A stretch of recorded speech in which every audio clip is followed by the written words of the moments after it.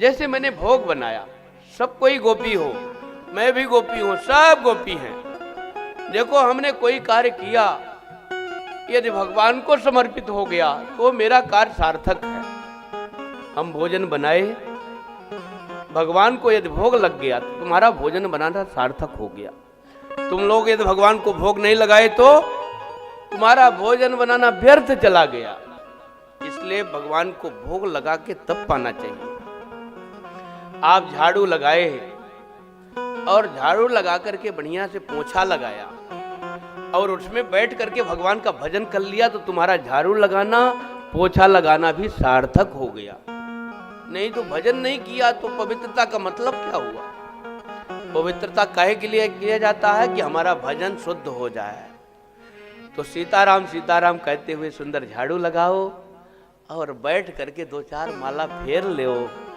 तुम्हारा झाड़ू लगाना, पोंछा लगाना, बर्तन माजना आपका सार्थक कब होगा? शुद्ध बर्तन में भोजन बनेगा तो भगवान को भोग लग जाएगा।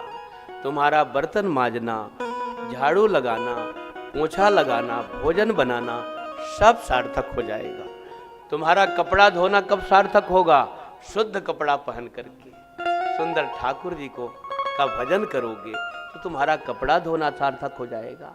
नहीं तो इस शरीर को सजाने के लिए तुमने कपड़ा धोया, शरीर के पोषण के लिए तुमने भोजन बनाया, शरीर को सजाने के लिए तुमने श्रृंगार धारण किया, शरीर को के पोषण के लिए तुमने सब कुछ किया, लेकिन तुम्हारा कुछ भी व्यर्थ तुम्हारा काम चला गया। हम जो भी किए यदि भगवान को समर्पित हो गया तो मेरा वो सब सफल हो गया। मैंने दुकान किया और दुकान से कुछ भगवान के लिए चला गया, मेरा दुकान करना सार्थक हो गया। मैंने द्रव्य कमाया, वो द्रव्य कुछ भगवान की सेवा में लग गया, मेरा द्रव्य भी सार्थक हो गया। मैंने इतना परिश्रम किया, खूब कथा कहा 4 घंटा, उसमें से कोई एक भी हमारी बात को मान लिया तो मेरा कथा कहना सार्थक हो गया। ये आचार्य लोग पूजा कराए, इस पूजा से किसी का जीवन सुखी हो गया अथवा कोई उसको स्वीकार करके सदाचार का पालन करने लग गया तो इनका पूजा कराना सार्थक हो गया। भगवान ने उस सेवा को स्वीकार कर लिया। ये जो इसको टाइप कर रहे हैं, क्या कर रहे हैं ये लोग? लाइव कर रहे हैं। मैं तो कुछ समझता नहीं, वे लाइव कर रहे हैं।